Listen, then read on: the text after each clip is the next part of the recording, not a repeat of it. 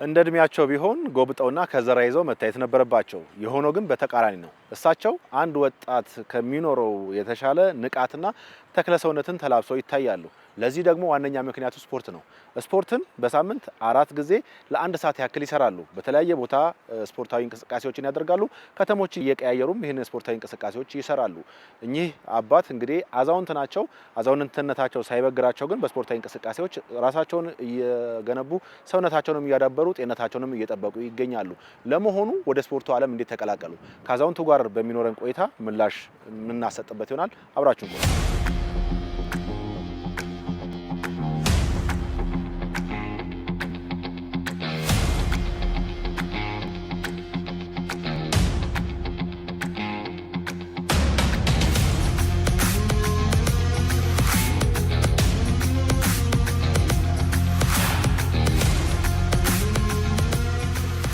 ተመልካቾቻችን ይህ ከዘራ ለሀጂ አወል ምርኩዝ አይደለም። እንደው ከፊታቸው የሆነ ነገር ከገጠማቸው ዞር ለማድረግ ይጠቀሙበታል እንጂ ሊመረከሱበት አይደለም የያዙት። ይህ ደግሞ የመጣው ስፖርታዊ እንቅስቃሴዎችን በመስራታቸውና የተሻለ ተክለሰውነት መያዛቸው እንደዚሁም ደግሞ ንቁና ብርቱ በመሆናቸው ያገኙትና የተሳካላቸው ስፖርቱም ያስገኘላቸው ውጤት ነው። ለመሆኑ ሀጂ አወል ስፖርትን እንዴት ጀመሩ? ምክንያቱስ ምንድነው? ወደ ስፖርቱ ዓለም እንዴት ገቡ የሚለውን እናነሳለን። ምንስ ተጠቀሙበት? በኋላ ላይ ያጫውቱናል። አብራችሁን ቆዩ። እንደማንኛውም ልጆች እንደማንኛውም እንግዲህ ግለሰብ ሳሳልፍ የነበረው ቤተሰብ በመምራት ነው። እንግዲህ አባታችን በልጅነት ጥሎን ወደ አኺራ ሄዶ እንግዲህ አላፍትና የልጆች አላፍትና በኔ ላይ ተጥሎ እነሱን በማሳደግ እነሱን ማለት ነው ምን በማድረግ በመርዳት በማስተማር ሂደት ላይ ነበርኩኝ። ከዛ እንግዲህ ያው የተወሰነ ካሳደግኳቸው በኋላ በእናቴ ጥዬ ወደ ከተማ ወጣሁኝ፣ ወደ አዲስ አበባ ማለት ነው። አዲስ አበባ እንግዲህ መርካቶ ላይ ወደ 10 ምናምን አመት በስራ ላይ እንደዚህ እንቅስቃሴ ላይ ስራ ላይ ኖርኩኝ። ከዛም እንደዛ እያልኩኝ አሁን ደግሞ የሚገኘው ዲላ ገብቼ እንግዲህ ኖሮዬን መስርቼ ልጆቼን አፍርቼ ይገኛለሁ።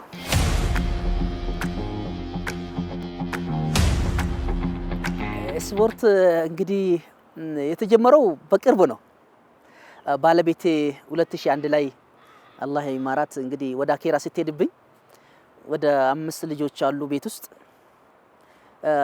በቃ እነዚህ ልጆችን ማሳደግ በኔ ላይ ሆነ። የማድ ቤቱም የስራዎች ሁሉ በኔ ላይ ሲወጥቅብኝ የመጨናነቅ ባህሪ ጭንቅላቴ ላይ ይበቃል አይደለም። ብቻዬ መንገድ ላይ የትኩኝ መናገር ጀመርኩኝ።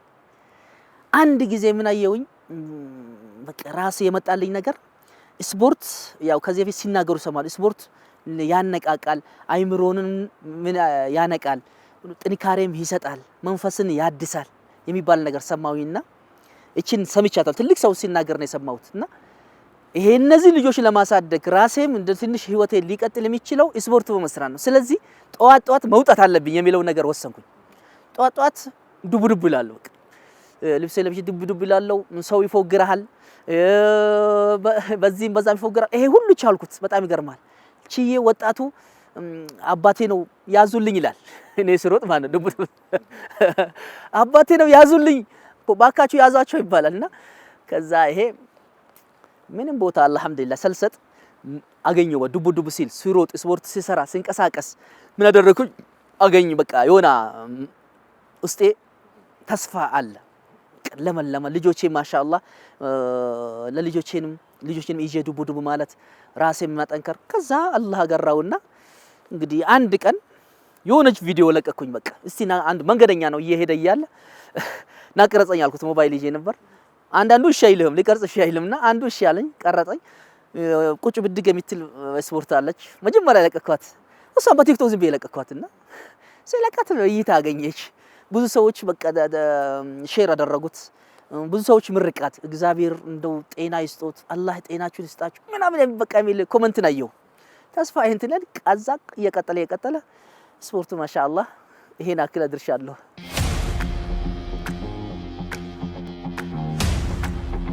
የሰራው አሁን በባለሙያ አሁን ነው የጀመርኩት። በባለሙያ አሁን እየገባው ነው። ወደ ኳስ ምንድነው አለ እኛ ጋር ብረትም የማንሳት ምናምን አለ እንቅስቃሴ የሚያስተምሩ ልጆች አሉ። አሁን እየገባው ነው እንጂ የመጀመሪያው እያየው ነው። በሞባይል ነገር አለ አይደለም የሚሰሩ ልጆችን ያታያለ የሚሰራውን ምናምን ስታይ ሌላም ቦታ በአይን ላይ ሲተር ሳይ ያነሳሉ። በአንድ ጊዜ ያነሳሉ። እኔ እንቅስቃሴው በአንድ ጊዜ ያነሳዋለሁ። በቃ እንትን አይደለም። ይሄ እንቅስቃሴ ስቴፑን ጠብቆ ምን አይነት ነው የሚመጣው፣ ስቴፑን ጠብቆ እንዴት ነው የሚሰራው፣ ይሄን ሰርታ የትኛው ነው የሚለውን ነገር ያያለው። ሞባይልም ስለማይ ነው የሰራው ያለሁት።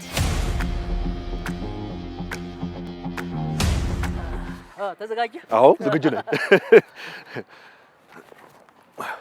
እሺ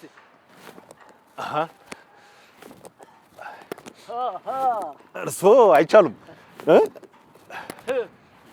በጣም ፈታኝ ናት። ጉልበትና ታፋ ላይ አዎ፣ ለሁሉም ትጠቅማለች። ተመልካቾች እንግዲህ ይሄ አጃወል በሳምንት 4 ከሚያከናውኗቸው ስፖርታዊ እንቅስቃሴዎች ውስጥ መካከል አንዱ ነው። የተለያየ አይነት ስፖርት ይሰራሉ።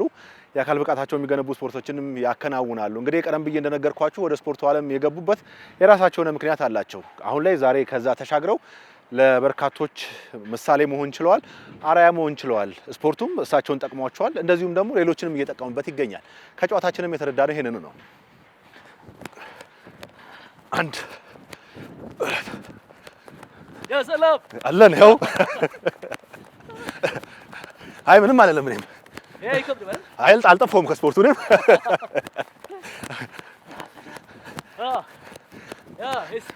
እሺ እንዴት አሃ እሺ ገጠም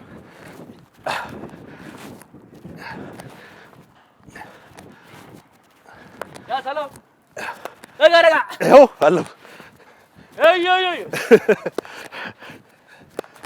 እሺ አንድ ሐኪም የሰጠህን መድኃኒት ማለት ነው ተሽሎኛል ብለህ ስታቋርጠው ህመሙ ይቀጥላል፣ ፈውስ አታገኝም። ስለዚህ እኔ ያገኘሁበትን መድኃኒት ሲተው እንደሚቀጥል እንደሚጀምረኝ ስለማቅ ይቀጥለኛል። አሁን ለምሳሌ ስፖርቱን ቢተው አንድ የሱካር፣ የግፊት፣ የደም ብዛት ነገራቶች ይመጣሉ። ያው እድሜም እየገፋ ሲሄድ የተለያየ በሽታዎች ደባል በሽታዎች ይመጣሉና እነዚህንም ለመከላከል ብዙዎች ነው። አሁን ይሄ እንዳይመስልህ አሁን ባለውበት ከተማ ላይ መጀመሪያ የሚፎግሩኝ የነበሩ ሰዎች አሁን አብረን እየሰራን ነው። ትላልቅ አሁን አንተ በሽምግልና ምን አዘለሃል፣ ሚዲያ ላይ ምን ታረጋለህ፣ ምን አረገ እንደ ወጣት እንደ ልጅ ነህ ወይ ምናምን የሚተች የነበረው ሰው አሁን አብሮ ሱሱን ጭቶ ጫቱን መጠጡን ምናምን ትቶ በጣም የሚቀመው የነበሩ ሰዎች ከኔ ጋር አብሮ ድቡ እያሉ የሮጡ ነው። እና ብዙ የምታገኘው ጥቅም ካገኘ ሰው ትርፉን ንግድ ሲነግድ ማለት ነው ትርፉን ካገኘ ትርፉ ካጓጓው ማለት ነው ለስራ ጥንካሬ ይሰጠዋል። ትርፍ ካገኘ ትርፍ የምታገኝበትን ቦታ ላይ ትሮጣለህና ትቀጥለዋለህ። እንደዛ ስለሆነ ነው ይሄ ስፖርት ምን ይጠቅመኛል ነው ጥቅሙ። አንሰውየው ጥቅሙ ከተረዳ ጥቅሙን ካወቀ ይሄ ስራ ጥቅሙ ይሄን አክል ነው ከተባለ የዚህ ስራ ደግሞ ጥቅሙ ይሄን አከብታል ከሁለቱን ያመዛዝናል። ይሄ ነው የሚበልጠው በቃ የሚበልጠው ጥቅሙ የሚበልጠው ነው ሰው የሚሰራው አይደለም። ለሰውየውም ለራሱ ለጤንነቱ መቀመጤ ነው የሚሻለኝ። የተቀመጠ ውሃና የሚሄድ ውሃ እኮ አንድ አይደለም። የተቀመጠ ውሃ ይተላል፣ ከረሩ ይቀይራል፣ ትንኛ ያከማችና የአካባቢ ሰዎችን አዛ ያደርጋል። የሚሄድ ውሃ ራሱንም እያጸዳ ይሄዳል። ልብስ የታጠበበት እንስሳ እየጠጣው መስኖ የተጠቀሙበት ለተለያየ ነገር እንስሳ እየጠጣው ለብዙ ሰው እየጠቀመ ይሄዳል። ዱቡ ስትል ስትንቀሳቀስ ደም ስር ላይ ያሉ አጠቃላይ የደም ቧንቧዎች አጠቃላይ ምን ሆናሉ? ደምን በአግባቡ ያመላልሳሉ። አንድ የአእምሮን መጨናነቅን ያቀላል። ይሄ ጥቅም ነው አይደለም እንዴ? የሚሄድ ውሃ ሁኑ ይላሉ። የሚሄድ ውሃ ሁኑ ስትንቀሳቀስ የሆነ ነገር ይዞ መድኃኒታቸውን ከምትፈልግ እነዚህ ነገራቶችን መጀመሪያ መከላከል። መጀመሪያ ስፖርት ወንድ አይልም፣ ሴት አይልም፣ ትልቅ አይልም፣ ትንሽ አይልም፣ ሁሉም ባለበት ስቴፕ መስራት ይችላል። አሁን አብዛኛው ማስተሳሰብ ስፖርት የወጣት አድርጎ ነው የሚያየው ማህበረሰባችን። የወጣቶች የወጣት አይደለም የሁሉም ሰው ለሆነ ነገር ሁሉ ስፖርት ያስፈልገዋል። ልክ እንደ ምግብ ማለት ነው። በቀን 3 እንደምንመገብ ሁሉ ስፖርት የሚባለው ነገር ለሰውነታችን መድኃኒት ነው። እኔ አሁን ከ11 ሰዓት ተኩል በቃ መስጊድ እንገባለን። መስጊድ ሌሊት ከሰገድኩ በኋላ ወደ ቤት አልሄድም። እንደዚህ ሁኜ ነው የምወጣው። ቱታይ ለብሼ ወደ መስጊድ ሄዳለሁ። ከዛ በኋላ ወደ ስፖርት ሄዳለሁ። በሳምንት ግፋቢል 4 ጊዜ እሰራለሁ። 1 ሰዓት እሰራለሁ። ከ1 ሰዓት የምናሳልፍበትም ሰዓት አለ። አሁን ደግሞ ምን ጀምረናል? እንደዚህ በስፖርት እውቀት ያላቸው ሰዎች ያገኘን ነው 20 10 15 እንሆናለን። ተሰባስበን ቦታ አለ። በዛ ቦታ ላይ ትላልቅ ሰዎች በጣም ይገርማል። ትላልቅ እናቶች አሉ። እዛው ሰርተን እንግዲህ ወስታችን ወደ ላይ ወስታችን በቃ ተሰናብተን እንደንጠፋ ምናምን ተባብለን እንሄዳለን። አሁን አልሐምዱሊላህ በብዙ ኢትዮጵያ ዙሪያ ይላሉ ከኢትዮጵያ ውጭም ከደቡብ አፍሪካ ከተለያየ ሀገራቶች ይደውሉልኛል። ኢሞ ላይ ቴሌግራም ላይ እርሶን ያቋረጥኩትን ስፖርት ጀምራለሁ። እርሶን አይቶ ፈጣሪ ይባርኮት፣ ፈጣሪ እድሜና ጤና ይስጦት። ምርቃት ምን ታገኛለህ? ወደዚህ ቲክቶክ አለ ስፖርት ይዤ ባልመጣ ኖሮ እንግዲህ ከብዙ ሰዎች አልተዋወቁም ነበርና ብዙ ሰዎች ያመሰግናሉ፣ ወንድም ሴትም። አንዷ ምን አለችኝ መሰለ? አዲስ አበባ ላይ እቃ ሊገዛት ገባውኝና የት ነው ማውቆት አለችኝ። ወደ ራጉኤል አካባቢ ነው። የት እንደምታውቀኝ ቲክቶክ ትጠቀሚያለሽ አልኳት። አዎ እጠቀማለሁ። ስፖርቱ ቢሰሩ ሽማግሌ ነው ታለሽ? አዎ አልኳት። እግዚአብሔርን አለችኝ። እግዚአብሔርን 105 ኪሎ ነበርኩኝ አለች። እርሶን አይቼ ቤት ውስጥ መንቀሳቀስ ጀመርኩኝ፣ ስፖርት መስራት ጀመርኩኝ። አሁን 85 ኪሎ ነኝ አለች። አረ ፈጣሪ ይባርኩት። ከሚሸጥበት ቀንሰ ማለት ነው። ይሄ እንኳን በነፃ መስጠት ነበረብኝ። እንግዲህ ያላፍትና ነገር ነውና ይሄው ትርፍ አልፈልጉበትም፣ በዚህ ዋጋ ወሰደው አለችኝና ሸጠችልኝና ከብዙ ወጣቶች ከብዙ ልጆች አስተዋውቆኛል ስፖርት።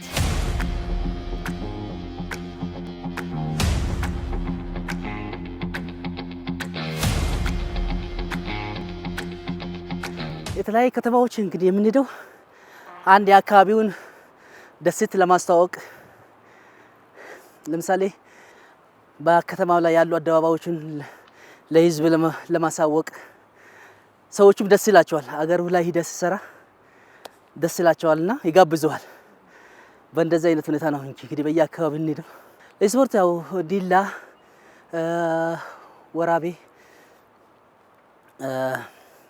አብዛኛውም ደግሞ አዲስ አበባ ነው። አብዛኛው እዚህ ከመጣው ልጆቼ በቃ አይደለም ቲክቶከሮች ተቃላይ ስለሚሰባሰቡ ስፖርት የሚሰራበት አካባቢ ያሳዩኛል። በቃ ስፖርቱም ደግሞ ለመስራት ይመቻል። አዲስ አበባ ይኸው እንደዚህ ፈታ ያሉ ቦታዎች አሉ። በቃ ሞራን የሚያነሳሳ በየከተማው በየአካባቢው እንደዚህ አይነት ነገሮች ካሉ ትውልዱ አይተኛም። የሚያምር ነገር ትውልዱ ይፈልጋል፣ አዲስ ነገር ይፈልጋል። እና አሁን ማሻአላህ በጣም ክልሎችም ዞኖችም ነቃ እያሉ ነው። ሁሉ ቦታ ስፖርት ይስርቡኝ ይላል። አንድ የአይን ማረፊያ መንገዱን፣ ሁለተኛ ደግሞ ሳይክል፣ ሞቶር የተለያዩ ነገራቶች መስመር አላቸው።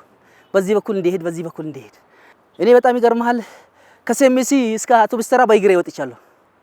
በእንደዚህ አይነት ቦታ እንደዚህ ስለሚያምር ወንበር ላይ ሲቀመጥ እንደገና ሳይ አንዳንድ እንትኖች ታሪካዊ ቦታዎች ሲጎበኝ በአንድ ሰዓት ውስጥ ኳስ ሜዳ ደርሻለሁ። በእግር ማለት 3 ታክሲ ነው 4 ታክሲ ነው። ስለዚህ ምንድነው ይሄን ያደረገው? መንገዱ ማማሩ፣ ውበት በቃ አለ አይደል? አይንህ የሚያየው ነገር ምርጥ ነገር ነው።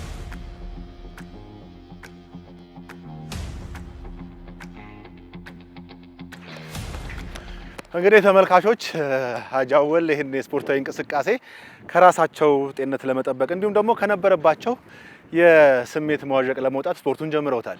ዛሬ ላይ ግን ከራሳቸው አልፈው ይህን ስፖርት ከዘመኑ ጋር ከቴክኖሎጂ ጋር ወይም ደግሞ ዘመኑን ከዋጀ ሂደት ጋር አስተሳስረውታል። ያ ማለት ቲክቶክን ይጠቀማሉ። የቲክቶክ አካውንት ከፍተዋል።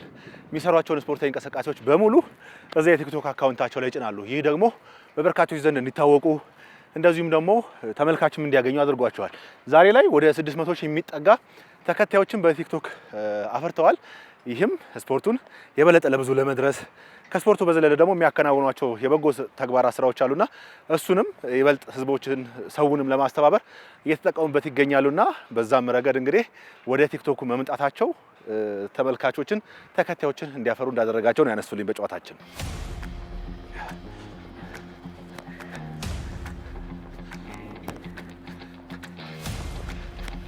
እሺ አሎ ያ ሰላም ያ ሰላም ያ ሰላም ያ ሰላም። እሺ ስፖርቱን ወደ ቲክቶክ ያመጣሁበት በአሁኑ ሰዓት ሚዲያውን ለመጥፎ ነገር እየተጠቀምን ነው ያለነው። አንዱ ብሔር ውስጥ ይደበቅና ስለ ብሔር ይዋጋል። አንዱ ስለ ሃይማኖት ይገባን በሃይማኖት ሽፋን ከሌላ ማህበረሰብ ሲጋፋ ታያለህ፣ ሲገፋፉ ታያለህ። ሲገፋፉ መገፋፋቱ ኪሳራ ነው። ምን ይዤ ልምጣ? ቲክቶክ አለ ብላ ስትመጣ ብሔር የማይመርጥ ዘር የማይመርጥ እንግዲህ ወንድና ሴት ብሎ የማይመርጥ ምንድነው ስፖርት ነው። ሁሉን መክፎ ሜዝ አሁን በዛ ላይ ይዤ ልምጣ የሚለው ነገር አሰብኩኝ። ቲክቶኩን ያው ልጆቹ አቀናጅተው መልቀቅ ጀመሩልኝ። ማሻአላህ ተቀባይነት አገኘ። በዚሁም ላይ ማስተላልፈው ላይቭ ላይ ማለት ነው ስለ አንድነት ነው የሚሰብከው። እኔ ጆሮ መልካም መስማት የለመደ ሰው ጥሩ ቦታ መቀመጥ የለመደ ሰው እዛች ጋር ይቀመጣል፣ መንፈሱን ትንሽ አድሶ ይወጣል። በምን በአንድነት እስካሁን ድረስ ለጭንቀት ተብሎ ተጀመረ። አሁን ሌላዎችን መፈወስ ተጀምሯል። በጣም ይገርማል። ከትላልቅ ሰዎች ከአንደበታቸው አድናቆታቸውን ሲገልጹ፣ ሲነግሩ፣ ሲመክሩ ከጎኑ ሲሆኑ ተስፋ ይለመልማል። ስለዚህ ብዙዎች እየደገፉኝ ነው። አልሐምዱሊላህ። አሁን ቆሻሻ ንግግር የሚናገሩ ሰዎች ብዙም የሉም። በመጀመሪያ ነበሩ። ግን ከዚህ ምንድነው የምንማረው? እኔ አሁን የማህበረሰቡ መማር ያለበት ልክ እንደ ሳር መሆን ነው። ሳር ጎርፍ ሲመጣ ይተኛል። ጎርፍ ሲመጣ ምን ይሆናል? ይተኛል አይደል? ጎርፉ ከሄደ በኋላስ ቀና ይላል። ችግር ሲመጣ ግትር ማለት አያስፈልግም፣ ለስለስ ማለት ነው።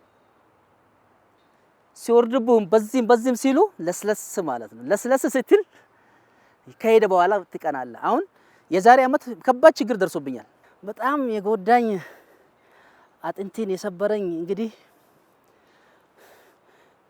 በዚህ ቲክቶክ የመጣ የተዋወቅነው ሰው ነው።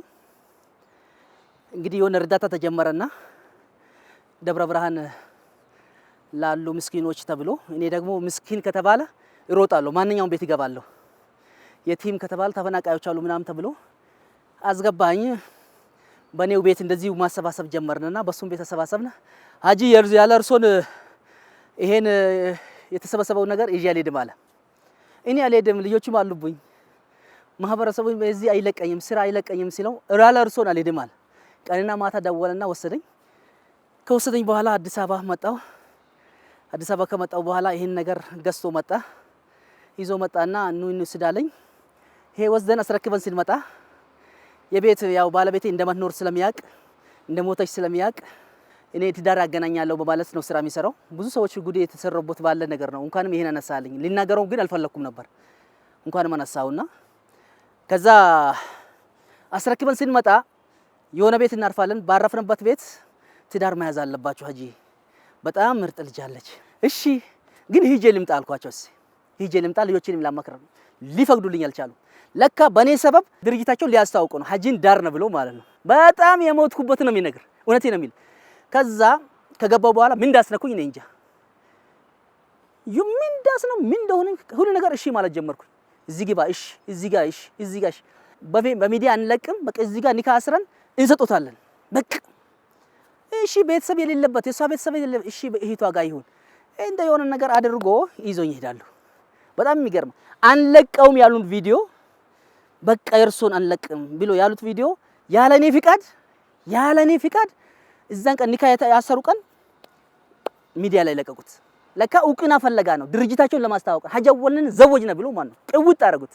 ፌስቡኩ፣ ዩቲዩቡ፣ ቲክቶኩ። ከዛ ተደውሎ ተነገረኝና ደነገጥኩኝ። አዲስ አበባ ነው ያለሁት። እሷን እዛ አስቀምጫት ልጆቼ ጋር ውጪ ሄድኩኝ። ያለውን ነገር ልጆችን አረጋጋው። እሷም ደግሞ ደውለህ ካልወሰዳችሁኝ አለች። ይዣ ሴትኩኝ ማሻአላህ። ከየትኩ በኋላ ሳምንት ሳይሞላ ትዳሩ ፈረሰ።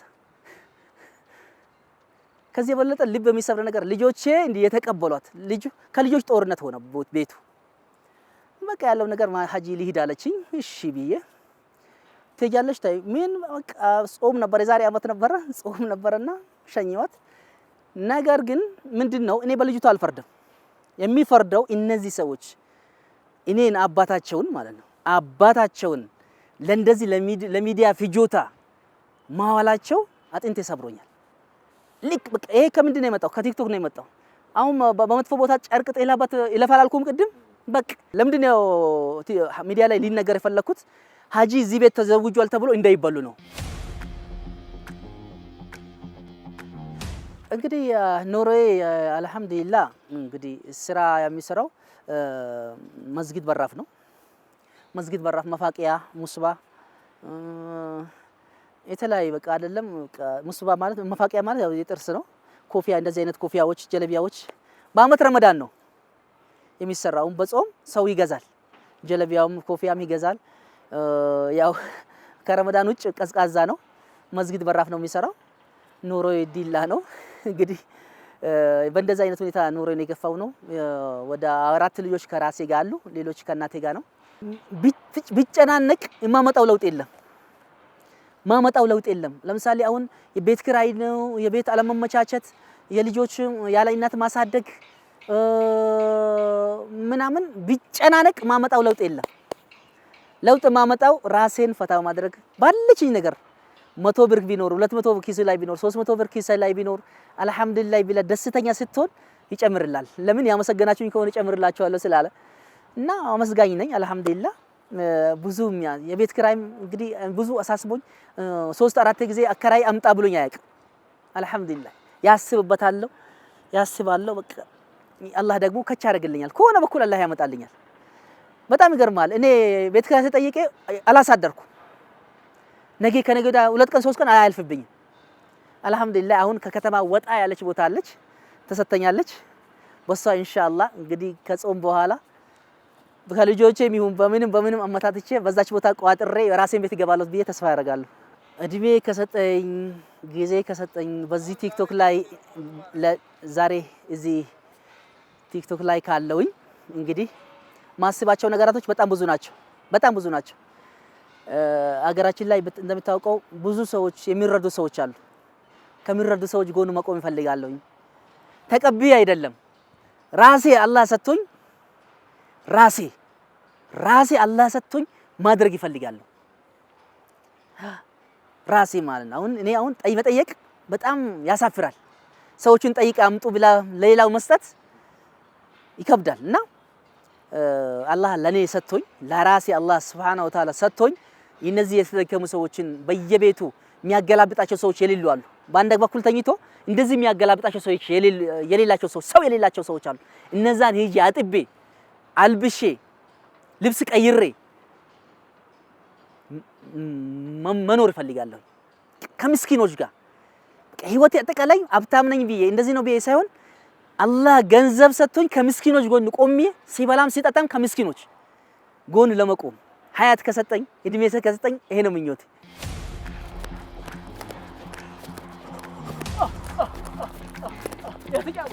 እሺ እውነት ነው፣ ስፖርት ይጠቅማል።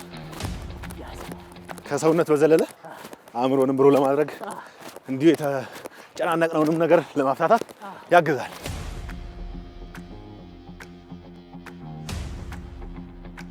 ተመልካቾቻችን ከሀጂ አወል ጋር የነበረን ቆይታ እንግዲህ ጥሩ እንደነበር ተስፋ እናደርጋለን። እናንተም እንደተማራችሁበት በተለይም ደግሞ በማንኛውም ሁኔታ ውስጥ ብንሆን የአካል ብቃት እንቅስቃሴ መስራት በርካታ ጥቅም እንዳለው ብዙ የሆነ ትሩፋቶችን ማስገኘት እንደሚችል ከባለታሪካችን አንደበት ማረጋገጥ ችለናል። እርሳቸውም ጤንነታቸውን ጠብቀውበታል፣ ፈውስንም ምህረትንም አግኝተውበታል። እንደዚሁም ደግሞ የተሻለ ቁመና በዚህ እድሜያቸው ላይ እንዲኖራቸውም አስችሏል። ስለሆነም ስፖርትን መስራት እንግዲህ ይህንን ያህል ጥቅም ካለው ስለምንድን ነው እኛስ ተነስተን እንደው ግፋ ቢል በሳምንት 3 ከሳካልና ደግሞ ከቻልን ሳምንቱን ሙሉም ራሳችንን በማይጎዳ መልኩ ይበልጥ ደግሞ ሰውነታችንን ሊያዳብር በሚችል መልኩ አእምሮአችንን ብሩህ ሊያደርግ በሚችል መልኩ መስራት የማንችለው የሚለውን ጥያቄ እንድናነሳ እንሻለንና ስለዚህ ስፖርታዊ እንቅስቃሴዎችን መስራት የዘወትር ተግባራችን እንዲሆን በዚሁ አጋጣሚ እኛ መልእክት ለማስተላለፍ እንወዳለን። ሀጂ አወልም ይሄንኑ ነበር የገለጹልንና እንግዲህ የነበረን ቆይታ ይሄን ይመስላል። አብራችሁን ስለነበራችሁ ከልብ እናመሰግናለን። ቻው ቻው፣ ሰላም ጊዜ ይሆንላችሁ። እንዴ ነው ያሉኝ? ያ ሰላም ያ ሰላም